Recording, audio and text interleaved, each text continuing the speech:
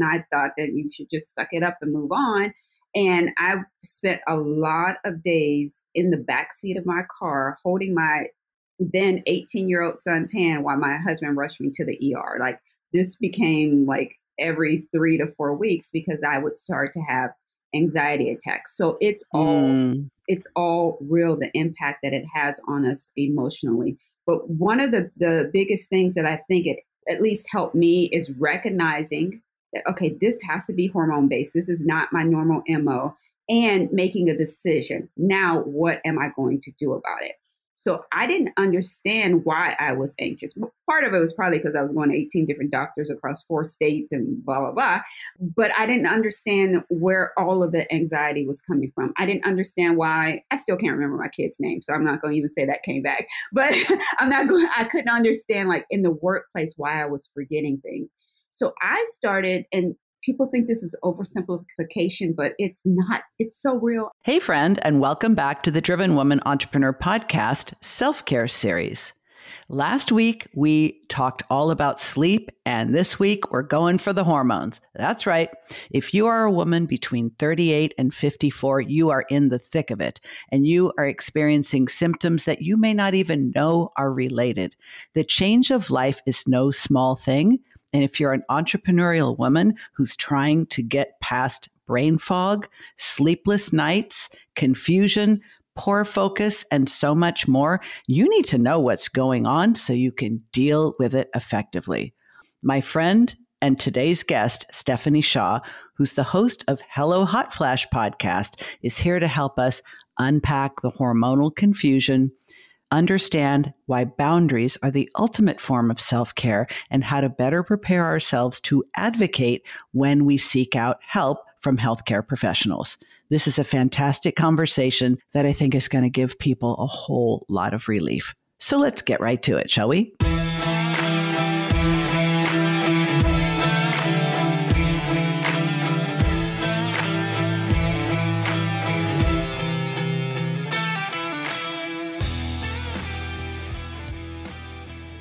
We both know that a lot of women are asking, am I in burnout or is it my hormones? And that's a lot of suffering going on that you are uniquely qualified to address. So let's just start with, how do you know? Like, what are the symptoms? Yeah. So sometimes you may not know if it's one or the other unless you are taking some tests. So you can take hormone tests, but I will tell you, a lot of times our doctors do not want to prescribe those because they always say that it's a moment in time. Yeah, it is, but we still want to know. So you may not be able to tell the difference between the two, but you can react the same. So if it's burnout, if it's perimenopause, there are some steps that we as women can take to navigate what is actually going on. And the one thing that I think is so super important is getting to the root cause, because we often think we wear stress as a badge of honor. We think we need to be superwoman, or we think we don't have any stress because that's just how life is. Once you start to uncover what is going on in your life, that's how you can get some solutions. More than likely, you'll probably be able to kind of self-determine if it's just burnout or perimenopause, and it can help you move forward. So we can talk a little bit about those steps as well. Yeah, absolutely. Well, I already have a question, because what I'm thinking is, and I know for a fact because I have already been through perimenopause and menopause, and it wasn't that long ago that I don't remember exactly how daunting it was at times. But I hear from a lot of women that they need to have their hormones checked, but the hormone tests that most physicians, and I'm not talking your GP, I'm talking your gynecologist. Yes. Even most gynecologists are not willing, or they have to be persuaded, shall we say, to prescribe a full battery of tests because the standard tests may not be accurate enough. Is that your experience as well? Yeah, that has been my experience. So part of the work that I also do is teaching women to advocate for themselves, because I say if your gynecologist will not provide you with information on how to handle your medical condition, then you need to find another gynecologist. So giving them a little credit, because they are intelligent men and women, they are not trained specifically in menopause for an extended period of time. I'm going to say 30 days. There's this mini course basically that you take on menopause. So they're basically trained to help you when you're pre-perimenopausal. That support isn't there. So advocating for yourself is really important. If you're like me, so I ended up going to 18 different doctors, 2 world-renowned medical facilities. I didn't know all of the symptoms that I was having, which was close to 40, was perimenopause related, but I kept at it until I found someone who can actually support me. So yeah, you're right that they do not always prescribe to giving you tests, but that's why as women, we can not only advocate for ourselves, but start taking steps to help solve the problem so that we can at least be working toward living a better, healthier life with or without the test results. It's certainly been my experience as being part of the healthcare system for many, many years that you generally speaking do not get what you do not ask for. And it's a shockingly small amount of training that physicians get on things that are critically important to our well-being, like nutrition. Nutrition, yes. Thank you so much for saying that. There's almost no training because physicians who are trained in Western allopathic medicine are trained to identify, diagnose, and treat disease. Right. They are not as well trained to keep people healthy. And I'm just going to say it. I think there's a astonishing amount of gender bias as well. We agree. Most research is not done on women.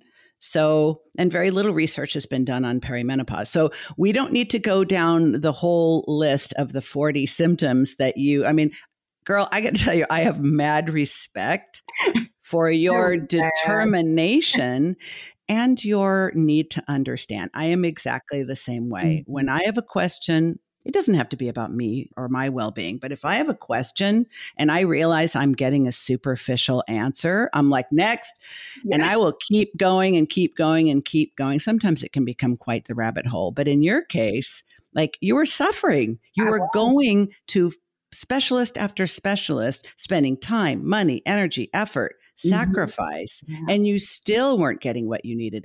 What do people need to know about the laundry list of things that you might just think it's aging or it's stress or it's maybe I'm not exercising enough, but it's actually perimenopause? What are some of the big symptoms and signs? Yeah. So first of all, I'm going to jump back to advocacy for just a brief second.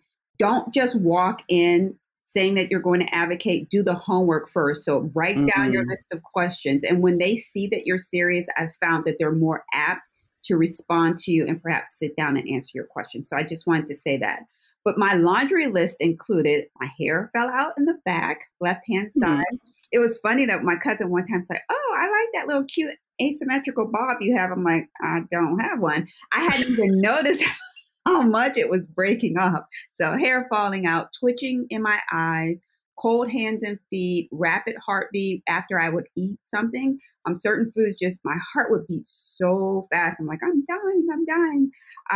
Phantom smells is one that people aren't quite familiar with. So most people smell like gas, electricity. Some people smell body odor. I smelled gas, which too frequently at work, I call my husband, I'm like, the gas is leaking, call the gas. He's like, this probably is in your head again.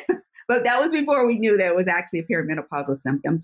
So those stronger smells, but people also smell things like maple syrup. So I was on both spectrums. And while you may think that smelling maple syrup is a good thing, the intensity of that sugar smell, I can't even describe it. It's very disturbing.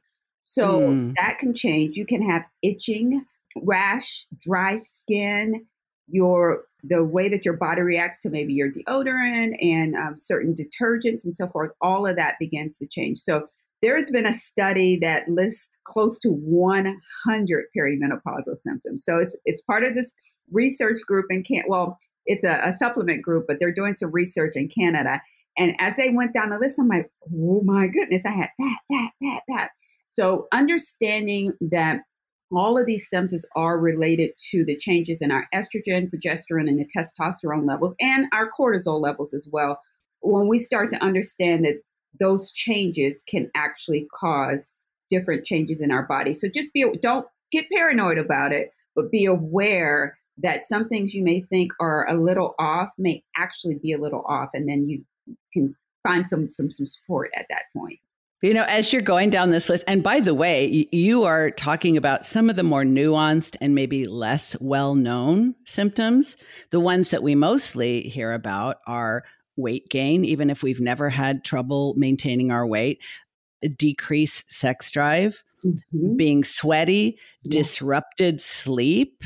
Yes, I had all of those too. Like my face was like, so I gained all weight in my breast and my face. And so I'm like, can I get some hips back here? Yeah. That didn't work out. Gut, breast, face. So I gained weight as well. So yeah, you're exactly right. My sleep was totally, I had a girlfriend and like 3:00 in the morning, we'd be like, all right, let's just start texting each other. Cause we were both up in the middle of the night. What else are you going to do at this point? So that sleep is, again, it's all because of your hormones that are changing. But there's also, as women, we often think that we need to be everything for everyone and never take care of ourselves. I was queen of that. I thought self-care was selfish. I talked about people behind their back in my head. I'm like, oh, they're so selfish. So I did.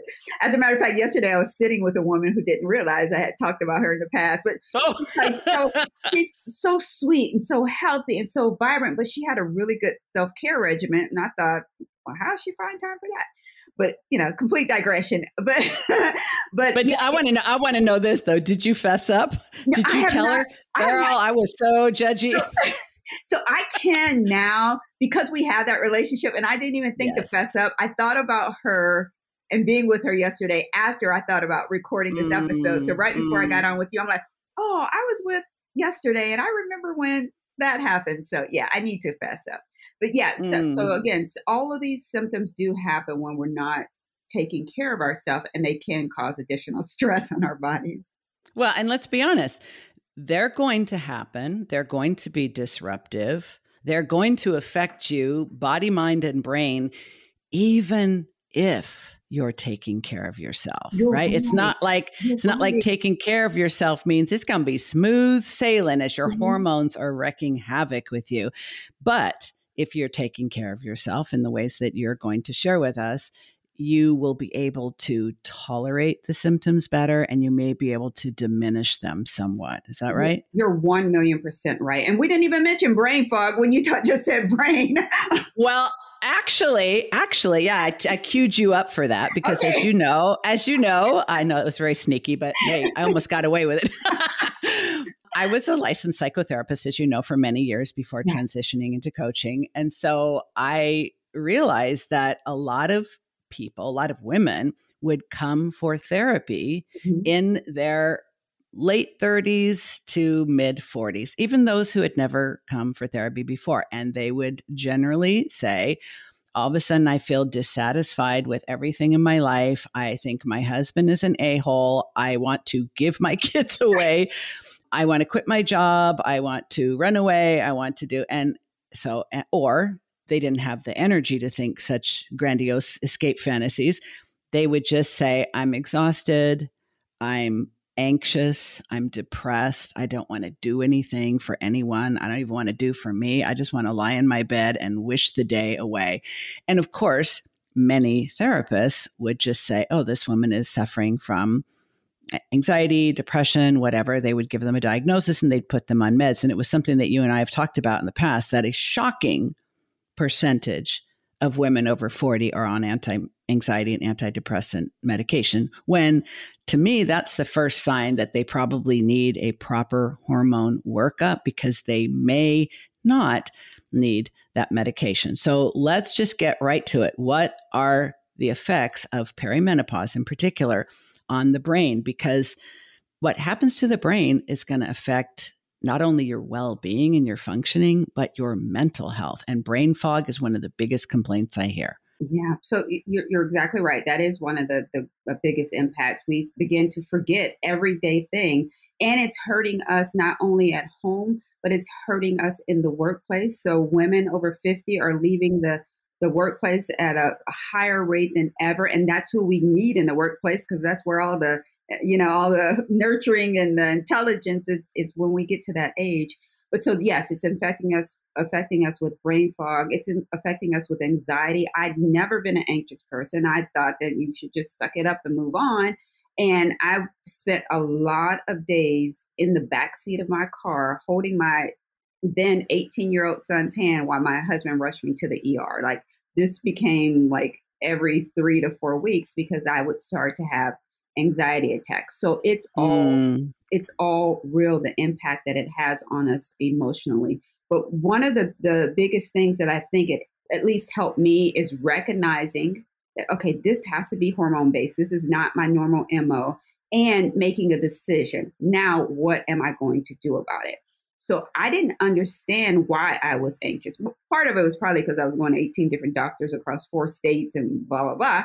But I didn't understand where all of the anxiety was coming from. I didn't understand why. I still can't remember my kid's name, so I'm not going to even say that came back. But I couldn't understand, like, in the workplace, why I was forgetting things. So I started, and people think this is oversimplification, but it's not. It's so real. I started journaling. I started writing down what my day was like, and then I just didn't write it down, but the highs, the lows, I started to see a pattern.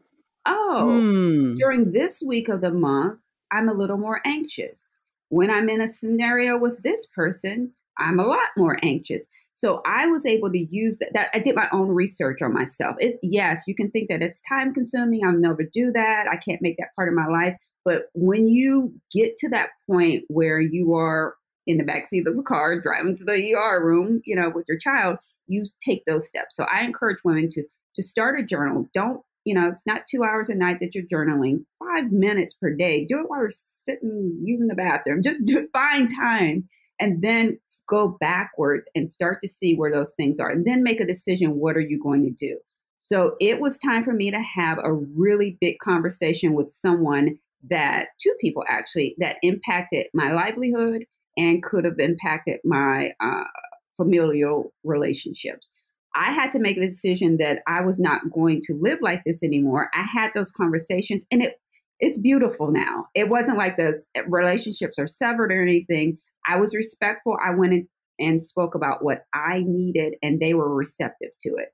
That, I kid you not, within 4 or 6 weeks, all my sciatic pain that had been there for almost 2 months, and I physically at one point couldn't move my shoulders left or right. I didn't drive for 2 months, but I really should not have been driving for longer. I couldn't move my head. So those people were sitting on my neck and sitting on my behind, basically.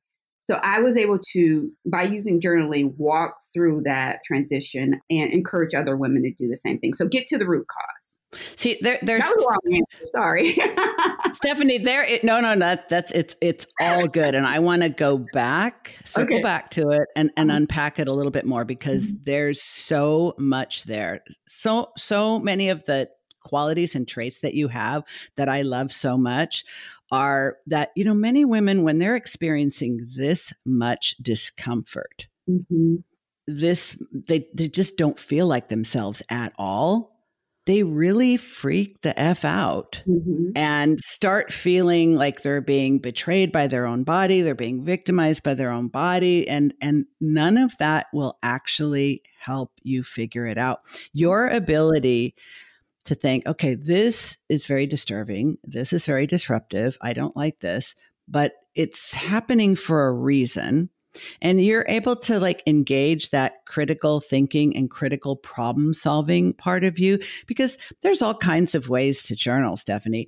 A lot of people journal like, "Dear diary, today sucked. Yesterday was pretty shitty too. Sorry, I forgot to mention that." And it's just and venting. Hey, listen, I'm a big fan of venting, right? Too. Angry journaler is what I am. Yes. Yeah. And, I always say, there are plenty of bartenders and hairstylists out there who are the great untrained therapists of the world, because they listen to venting all the time. Yes. But you didn't just vent. You engaged your critical thinking and your problem solving ability and your desire to get to the root cause. Be like, why is this? Okay, it's happening. Why is it happening? Because that curiosity is what drove you to try different things and to keep pushing until you got a satisfactory solution. I think that's one of the messages here that's so important, is that you are worth it. Don't give up. Yes. Put yourself in the driver's seat. Even if you feel like you are completely out of control, because I know you do, you are in the driver's seat no matter how many years of training the so-called experts have.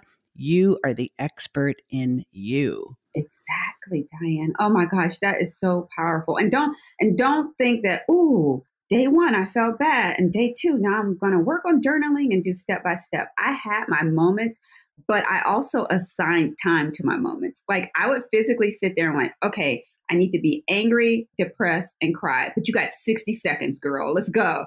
And I kid you not, by like 50 seconds, and I would time it a lot of times. By 50 seconds in, I would start laughing at myself. I'm like, this is so stupid. But it helped. It was part of what my chiropractor told me. She's like, whenever you're having those thoughts, just say cancel. And it will make you start laughing and it will redirect your thought pattern.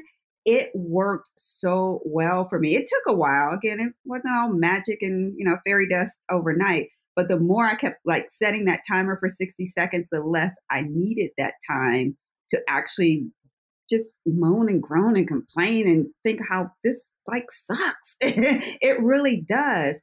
That helped me get through all of this. So it wasn't, again, all rose petals the whole time. Well, it's the longer I talk to you, the more I realize we have in common. It's just awesome because I do the same thing and I teach my own clients to do the same thing. And I think the previous version of Stephanie and the previous version of Diane, we grew up very proud at being very responsible, very strong, very in charge, don't need nothing from nobody. I got it. Everybody depends on me. I don't depend on anyone. I just keep pressing on and soldiering on. But I think what's so great about allowing yourself those 60 seconds is that you're not bypassing your legitimate emotions. You're not disregarding your emotions, because I know I did a whole lot of that in the past, and I bet you did too, where you just disregard. Like this feeling is illegitimate. This is inappropriate. This is inconvenient. I ain't got no time for this shit. I'm not feeling this. Yep. It's literally bypassing your legitimate emotions, which have a way of circling back around and biting you in the ass. Yeah. But you didn't go to the opposite extreme and say, well, I'm just going to have to feel this way. And these emotions are just going to have their way with me until they're done. It's like, no, I allow these feelings. I allow all feelings. All feelings are acceptable. That's but good. There's a time limit. And you're right. Because you set that time limit, you're allowing it. You actually will find over time you don't need it. But there was one more thing that you said that I think is super, super important for us to touch back on. Without naming names, totally unnecessary, or identifying the type of relationships, you realized that setting boundaries with people, saying no to people, renegotiating your relationships with people was also necessary. And I think that is absolutely part of anyone's burnout recovery plan, because most of us are doing too much for too many with very little in return to show for it. Those conversations were absolute game changers. I'm telling you, physically, I felt the weight of those people coming off me. I'm like, oh, and now if I get into an intense conversation with someone, and then in my mind, I think, oh, my sciatic is kind of bothering me. Like, oh, wait, did I just have a conversation that was, okay, let me breathe through this because I'm not going to allow it to get me back to where I need to be. And I advise that when you have that conversation, don't just think, oh, I just listened to this podcast. I'm going in the room and I'm having this conversation. Like, we're going to have a throwdown. Yes, I'm going to kick some butt. I went to a prayer partner about the conversation. I mapped out that conversation, everything that I thought they were going to say back to me. I focused on Stephanie and what Stephanie felt. Not that I didn't care about them, but I couldn't say, and you did this to me and you made me feel blah, blah. No, me. It's about me. Now you get to choose if you're going to accept this and make the changes that I'm asking you to make. So I prepared before I had the conversations. You are so strategic, my friend. I try to be because it is hard. I mean, well, let's put it this way. Yes, it is a lot of work. It's work. However, just like you had to prepare for those conversations with the various physicians and providers, because you're so right. They're on a short leash. They have very little time. And I think many male physicians have been sort of conditioned to see all women as just complainers, right? Yeah. So you got to know your shit. You got to be prepared. And you can't just go in and quote unquote advocate for yourself, because that will end up sounding like complaining, maybe even disrespectful, demanding.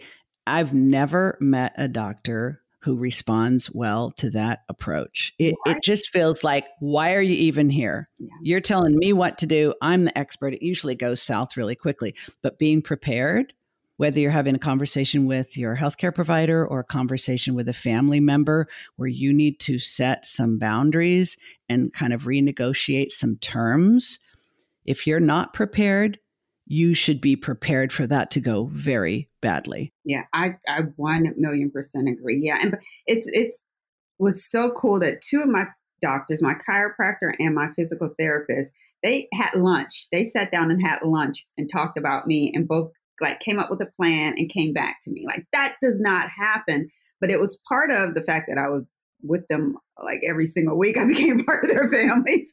So that's part of it.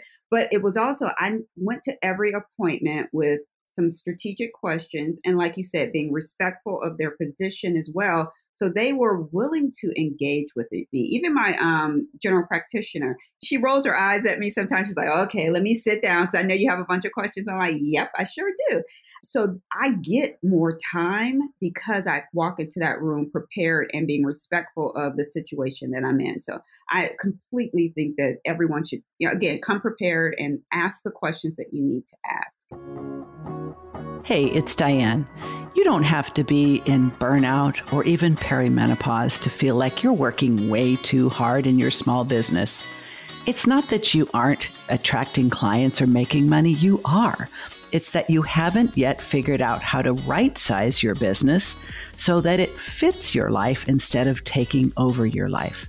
I help my clients make strategic changes to their small business so they gain more time and energy back, and they learn how to balance profit with passion and purpose. If that sounds like something you could use right now, book a free consult with me. There's a link in the show notes. Let's talk and let's see if I can help you figure this out. Back to the show. What do you think was the hardest part for you about sort of making that decision and then moving into that energy? Because, we both were raised in a way that women who advocated for themselves were bitches, and women who took impeccable care of themselves were selfish. And we didn't want to be, we were going to distance ourselves from all of that. Exactly. And inevitably you reach a point where you're like, you know what? My mental and physical health are suffering. My work performance is suffering. This is having an impact that's rippling through my family, because I'm sure your husband and son were not having a good time with you during this period of time. How did you change your relationship to the word selfish? Because I think every woman needs to do this at some point, and it's kind of difficult. Yeah. So I had to recognize what was going on and then realize that self-care was the only way to get me out of it. So two of my sons thought I was dying from cancer and just not telling them. The youngest son was handling it well, but I could just tell it was weighing on him. And my husband is a big, huge 250, strong, muscular built person with a big teddy bear heart. So it was weighing on him and my parents as well. So I was seeing the hurt around me. I was seeing that I wasn't being able to be active, and I was seeing the demise of an organization that I had started on my own. So I was at a point where I'm like, okay, I need to figure this out. And self-care kept coming back. So eating properly is self-care. Journaling is self-care. Going out in the sunshine is self-care.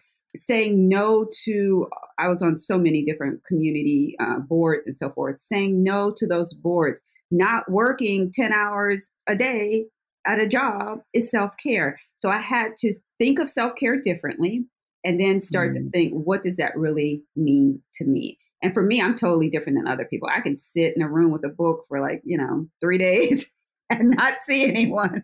They're like, are you an introvert? I'm like, I really am. I'm just a covert Mm-hmm. introvert. So again, the hardship that I just didn't want that for my family. I didn't want the looks in their eyes that I was seeing. And I Mm. also just didn't, I felt horrible. I didn't want to feel like that. I didn't want to not be able to, carry laundry upstairs or not be able to move. I didn't want to be in a situation where I couldn't think clearly or I was stressed out all of the time. So I just made that I had to hit rock bottom, to be honest, to make that decision to implement self-care. And so that's what I don't want anyone else to have to do. Yes, as I'm listening to all of this, I'm thinking how many women would actually be able to deal with all of that and still really be mindful of other people. Like you're very strong, you're very driven, you're very determined.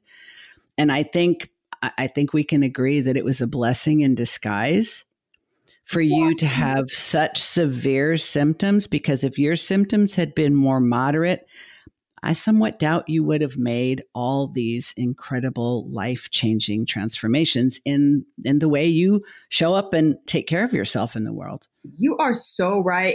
That was part of it as well. It was always like pain and the purpose. Okay, I have a relationship with the Lord. So I prayed, I meditated, I read scripture, I worshiped.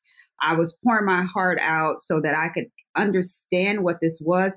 But from the beginning, when it started to get rough, I'm like, okay, there is a purpose to this pain. I know I have to Mm. go through this, but it's so I can understand how better I can have a better body in order for me to serve others better. And so the Mm. more I kept thinking about that, all right, I can't drive right now. I'm sitting at home. So what should I be doing? Oh, I should be studying so I can educate people. I always kind of think, and again, it wasn't as easy as I may be making it sound now, but I was purposeful in my thoughts so that I could try to get to that easier side of it. Yeah, you're absolutely right. That I knew there was purpose in all of this, and I'm living through. I'm like, oh my gosh, it's just crazy how I relationships are different. The way I think is different. The way I react is when I get a pain, how I can like think through and breathe through the pain. I'm like, this is cool, but it didn't happen overnight. It took years of practice, and it took me again hitting rock bottom in order to see that I don't like being here. I don't like being down and can't move around and, making everyone else feel, I don't like people taking care of me. So let's get to the bottom of it. I'm getting the message loud and clear, my friend. And I also think, because we haven't yet touched on a couple of things that I think need to be part of this conversation. One is how going through this hormonal disruption of perimenopause, how did it change? Because you started implementing things while you were in perimenopause. Mm-hmm. And so because of that, like, how was your actual menopause experience? Mm-hmm. The perimenopause is one day, period. It's the day of the 1 year of when your cycle ends. So leading up to all of that, my postmenopausal experience has been great. Well, it hasn't been all, roses either, but I know how to control different symptoms. So hot flashes, I know tropical fruit, kombucha, excessive sugar, or those all trigger hot flashes and sleepless nights for me. So what it did was help me understand my body and help me understand what it's going to make my hormones not be happy. Different stressors. Now I'm like, oh, that is kind of stressful. Where before I would have been like in suck it up mode and keep moving. That is kind of stressful. Let me back off. So it has been of great impact to my postmenopausal health. I'll be transparent, and so last July, my hair started falling out on the left side again. I'm like, what the world? So let me figure all of this out. So I just started, I'm a pescatarian, but most of the time vegetarian. So I just had to, again, now I know I'm able to catch it faster. So I had to start on some additional supplementation, making sure I was getting my biotin and making sure my B12 levels. The perimenopause helped educate me enough so that I can now live a happier life during postmenopause. Not perfect, Mm. but a much happier, resolved life with a lot less symptoms. I even so I host at our church, and so I have to probably memorize like 5 to 7 minutes worth of script. I'm like, oh, I memorized script. I didn't have brain fog. Like I'm all excited about that. So again, I think that the end is a much better than the beginning. That's why I always tell women, like, it's good after 50. People are like, oh, I'm almost 55 or 60. I'm like, no, if you do what you need to do, you take care of your mind, your body, your spirit, it's good when we get older. There's wisdom. That's absolutely been my experience. And I think that, there are a couple little technicalities here that I think are important that we double down on. One is perimenopause can start as early as your late 30s and last as long as a decade. Yes. And menopause, or what our mother's generation used to call the change or the change of life, it is a day that is 1 year after your last period.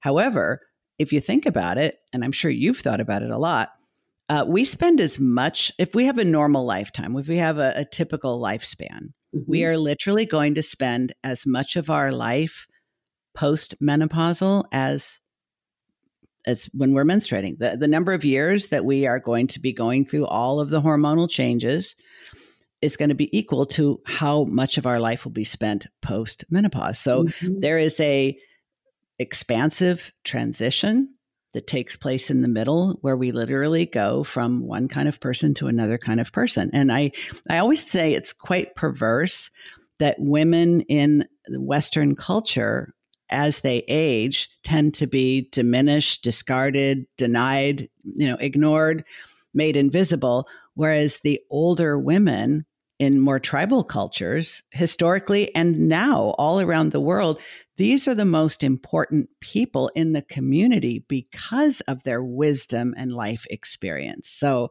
I just think we've got it all wrong here in the West. We have it so wrong. My son is marrying a woman from Sierra Leone, and her grandmother is living with them now in Ohio.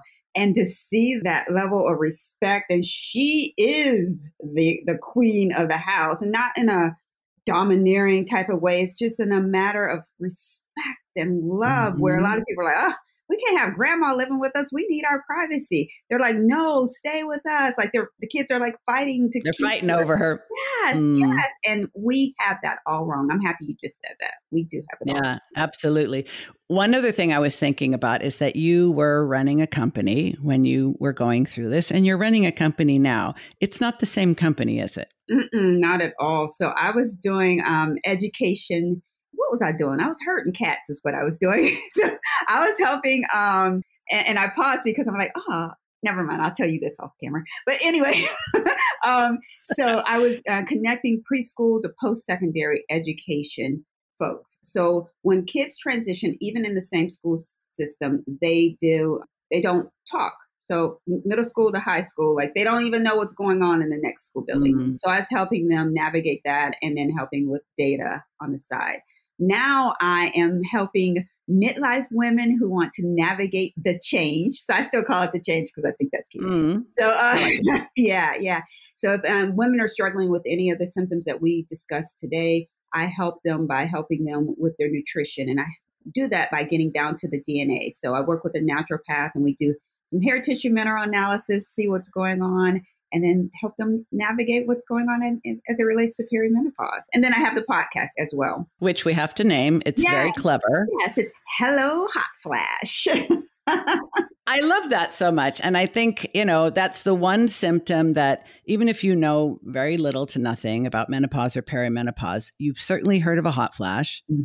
And if you're listening to this, you've probably experienced at least one. And it really rocks your world because it's like, well, this is different. Yeah. But everything that you've been talking about, Stephanie, because you are a critical thinker and a curious person, how you get to the root cause of things, your own rocky perimenopause and everything that you needed to go through personally to experience this transformation and all the learning that came with it literally led you into a completely new role of service to other women, because there isn't a lot of really good information in the medical world. And a lot of women will just take the prescription for the antidepressant, continue to gain weight, continue to feel irritable, continue to have all kinds of inexplicable physical, emotional, mental, spiritual symptoms, and just think, well, I guess I'm just getting old.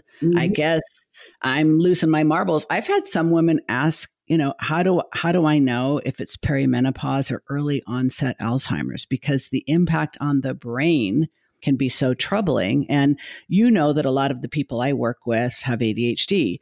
And something I've learned about that, because I do as well, is that the influence of hormone production, specifically estrogen, has a big impact on dopamine. And dopamine is the hormone that has difficulty being regulated with ADHD. So I'm seeing a huge percentage of women who never considered that they might have ADHD being diagnosed in their 40s and 50s because perimenopause or menopause unbalanced them to the point where they're like, I seriously need to find out what's going on. So I think these two things kind of go hand in hand, perimenopause and like late diagnosed ADHD. I'm seeing a ton of that. I agree. Cornell just did a study in October of 23, and there's a relationship between menopause and dementia as well. So again, going back to the brain health, it's all interconnected. And when you just said that, I'm like, yeah, I have seen, like, people are now, I don't want to say wearing it as a badge of honor, but like happy that they have a diagnosis so they can learn how to navigate it. It's probably a better way to say it. And I'm seeing more people saying, okay, I have this. Now I'm going to figure out how to navigate through it. So, yeah. Yeah, it's a relief. I don't know if it's something that's a badge of honor, but I think it's relief, that there's a relief because like you, most women know their bodies really well, even if they tend to deny, ignore, or minimize troubling symptoms. Yeah. And when we know that there's a reason behind what we're dealing with, even though we still have to deal with it, even though we still have to manage it, even there's no cure for any of these things.